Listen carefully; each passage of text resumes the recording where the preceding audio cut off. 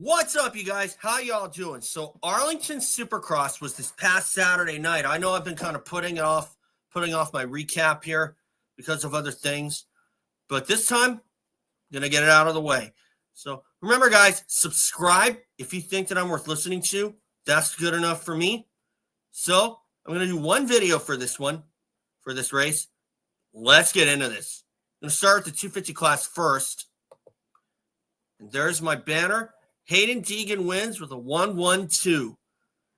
And really, I think Deegan has certainly put himself in the driver's seat to win this championship and also put a stranglehold on grabbing control of this series. You know, the way that he was riding, he was not to be denied, but the ride of the day had to go to Coty Schock, second overall. I couldn't have been happier for that kid. And let me tell you, the way that he was riding, Schock, made me think that he was going to win one of those things, win one of the races there. Now, the Triple Crown format, again, you've heard me say it before, I do not like the format because of the scoring. But anyway, for Coty Schock to come through with the podium, kudos to him. I'm sure he's going to get a legitimate ride soon on a factory team. But the big disappointment of the night had to go to Jordon Smith, who was battling with Schock for that first win of the night in the first main event, and unfortunately crashed in the whoop section with about 2 or 3 laps to go. And I got to tell you, for Jordon Smith to give that up again, that was not a sign of him trying too hard. I think that was just a racing incident. And unfortunately,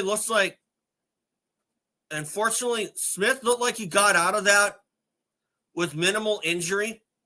The only thing he had was a punctured lung, some broken ribs. But that could have been a lot worse, let me tell you.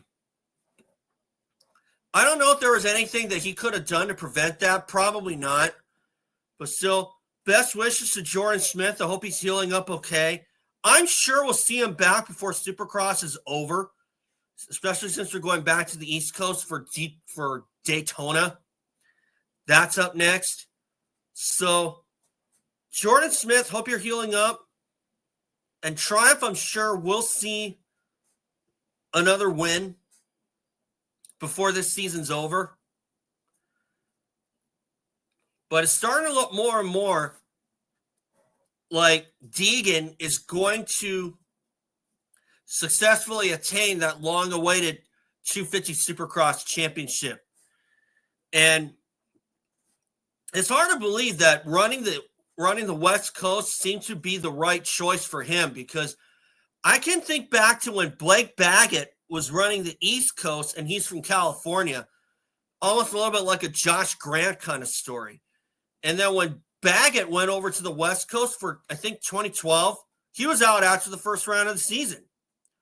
So that got me thinking that if Baggett can do well on the East Coast and kind of royally suck on the West Coast, that's kind of like an opposite story here with Haiden Deegan. But the difference is Deegan actually did really well, had actually rode really well on the East Coast.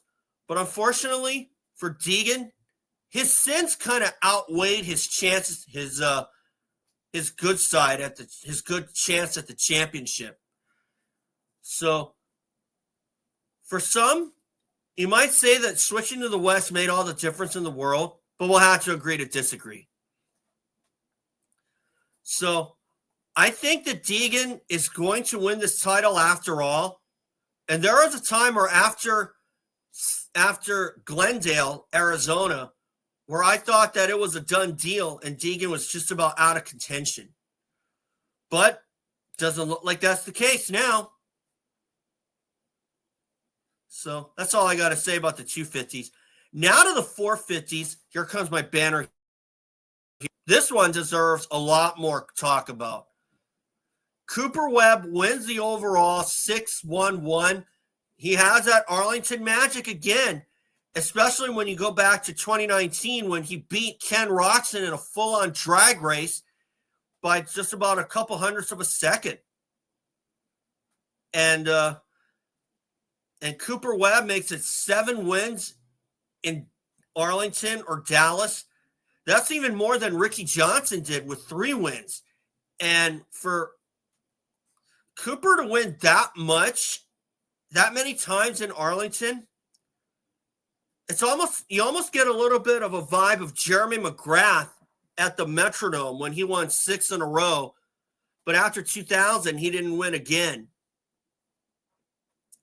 So that kind of reminds me a little bit with Webb being so successful in Arlington. It kind of reminds me of McGrath at Minnesota in a way. But still, Cooper Webb to win it after a 6 in the first round. If you're a 6 in the first race in the Triple Crown, you can pretty much count yourself out. But Webb found a way, all thanks to Chase Sexton kind of tagging the backside of him and going down. But still, I give Chase Sexton a lot of credit because Cooper Webb is not the kind of guy that you want to let build a lot of momentum. And kudos to Sexton for trying to take that away, even though he knew he had the overall. But you know what? It's not new. And I commend Sexton for going for it because if that were me in his position, I'd have wanted to take as much momentum as he could. And with Cole Davies winning the third 250 race, Chase Sexton did what Chase Sexton didn't do, what Haiden Deegan did. Deegan could have had the 1-1-1 sweep, but he let Cole Davies have it. And Sexton could have let Webb have it, but then again, at the same time, when Webb gets going, it's hard to stop him because when he goes on a run, he can make this title chase really, really boring. And that's what happened in 2019 when he got on that long run. And I want to see a title chase go down to the wire. And I commend Sexton for doing that because, you look back on some of these guys who did something like this, like what Sexton did. 2 guys come to mind, McGrath and Pastrana. Because McGrath, when the title chase was over and he had wrapped up the title, he was able to ride a lot more looser and still get the race wins. And that's kind of like a big load off your back for sure. The pressure's off. And now you can get as many wins as you can just for personal pride.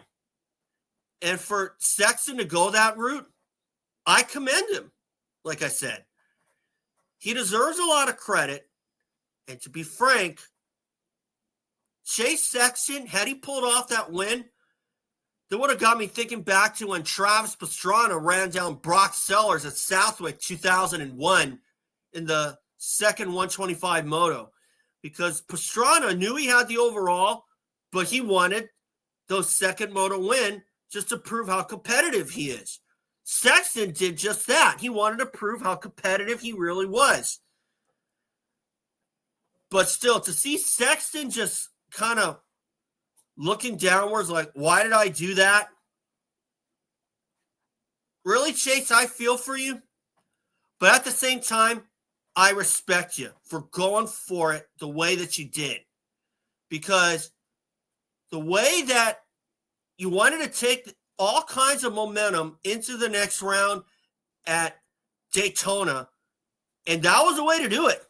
And had he pulled it off, I'd have given Sexton a huge round of applause. But still, that was all on Sexton, though. The crash, that was all on him. Because he tapped the back of Cooper Webb in that corner, and that was it. But for Sexton, you can only hope that was just a bump in the road. Because when Cooper Webb gets on a roll, stopping him can be a total chore. And if Sexton can find something inside of him, maybe he can take it to Webb at Daytona. But we'll have to see what happens. So I just thought I'd get this out of the way. But still, before I say goodbye, I also want to touch on one particular thing there, and that was Jason Anderson giving a written warning for that pass on Justin Barcia. And I got to tell you, I do think that the AMA is run by a bunch of pansies who don't know jack about racing. Let me tell you. Because that was a total racing incident there between Anderson and Barcia. And if you're going to give Jason Anderson a written warning, you might as well give Justin Barcia a written warning for the way he passed Sexton in the final corner. It was racing. Really. If you're going to write up someone like Anderson who gives somebody like Eli Tomac the bird, then that might be warranted. But for a block pass on just someone like Justin Barcia, no. You clearly don't know racing. You clearly don't know aggressive racing if it hits you in the face. I'm going to say that right now. And there have been times where Anderson and Barcia have gotten into it. I can remember the 22 finale when Barcia got booed after he got into it with, I think, Malcolm Stewart at the time, or perhaps Jason Anderson. And you know what? I saw the same thing there.